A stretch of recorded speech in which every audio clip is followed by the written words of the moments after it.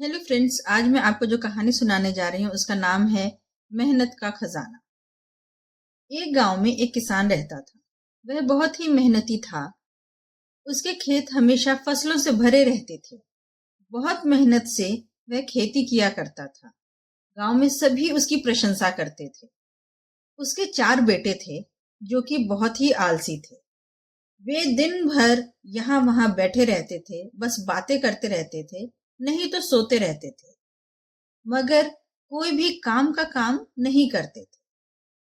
सब लोग उन्हें बहुत समझाते थे कि कुछ काम किया करो भाई, बड़े हो गए हो, कुछ काम किया करो, मगर वह कुछ भी काम नहीं करते थे। दिन भर गप्पे मारना और यहाँ वहां बैठे रहना, यही उनका काम था। उनकी यह लापरवाही और आलस भरा स्वभाव देखकर किसान बहुत ही दुखी रहता था। धीरे धीरे किसान की उम्र बढ़ती जा रही थी और साथ में उसकी चिंता भी बढ़ती जा रही थी कि उसके बाद उसके बेटों का क्या होगा। एक बार किसान बहुत बीमार पड़ गया, तब वह और भी ज्यादा दुखी हो गया। उसे लगा कि अब उसकी मृत्यु का समय नजदीक है और उसकी मृत्यु के बाद उसके बेटे क्या करेंगे। यह सोचते सोचते वह बहुत ही दुखी हो गया।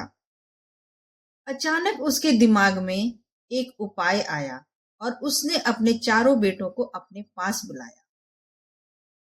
जब उसके चारों बेटे उसके पास आए तो उसने उन्हें समझाते हुए कहा कि देखो बेटा, मेरी तबीयत बहुत खराब है और शायद मैं अब नहीं बचूंगा। मैं तुम सभी को एक राज की बात बताना चाहता हूँ, ध्यान से सुनो। हमारे खेत में बहुत सारा खजाना गड़ा हुआ है जो कि हर साल बाहर निकल के आता है जमीन में से, और फिर उस खजाने के बदले ही मेरे पास इतना सारा पैसा आ जाता है। लेकिन उस खजाने को निकालने के लिए उस खेत को खोदना पड़ेगा पहले तुम सभी को। अगर तुम्हें वो खजाना चाहिए तो जैसा जैसा मैं कह रहा हूं तुम्हें वैसा ही करना पड़ेगा। पहले तुम्हें उस खेत को खोदना पड़ेगा, उसके बाद उसमें बीज डालना पड़ेगा और पानी डालना पड़ेगा, खाद भी डालना पड़ेगा, उसकी देखभाल करनी पड़ेगी, और उसके बाद हमारे खेत में जो खजाना गड़ा हुआ है वह धीरे धीरे धीरे धीरे जमीन से ऊपर आ जाएगा और तुम्हें मिल जाएगा। उसके बाद तुम उस खजाने से बहुत ढेर सारे पैसे ले सकते हो और अपनी जरूरत की चीजें खरीद सकते हो। तुम्हें जैसा मन करे तुम वैसा खर्च कर सकते हो और अपनी जिंदगी अच्छे से गुजार सकते हो। चारों लड़कों ने अपने पिताजी की बात को बहुत ध्यान से सुना और उसके बाद आपस में एक दूसरे से विचार विमर्श किया।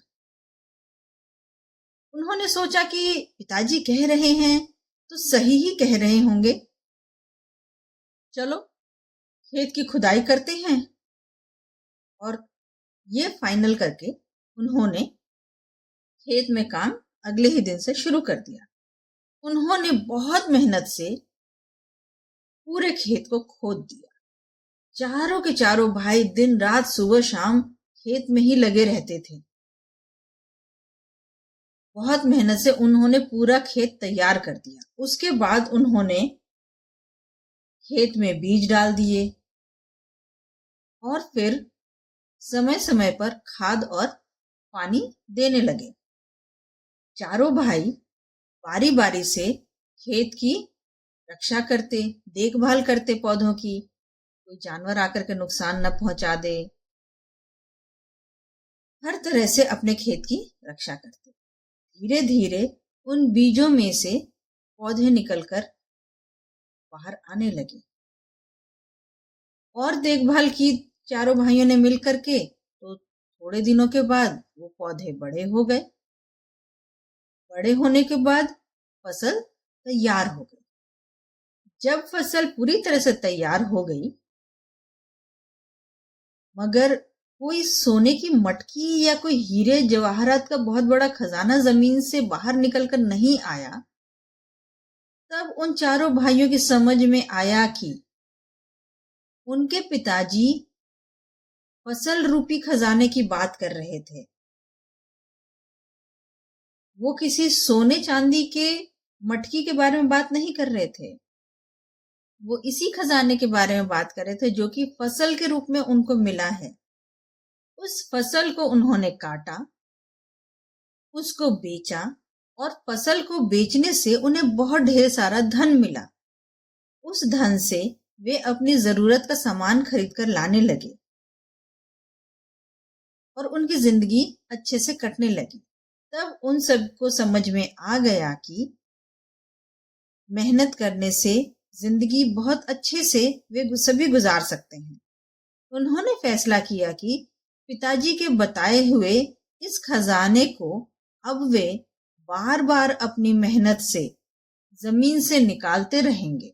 मतलब कि वे बार बार खेती करते रहेंगे और ऐसा सोचकर चारों ही भाई बहुत मेहनत से खेती करने लगे और धीरे धीरे वे चारों भाई गांव के सबसे अमीर लोगों में गिने जाने लगे। इस कहानी से हमें यह शिक्षा मिलती है कि हमें आलस नहीं करना चाहिए। हमें अपने हर काम को पूरी लगन और मेहनत से करना चाहिए, पूरी ईमानदारी से करना चाहिए, क्योंकि मेहनत से किए गए हर काम का फल अच्छा ही मिलता है।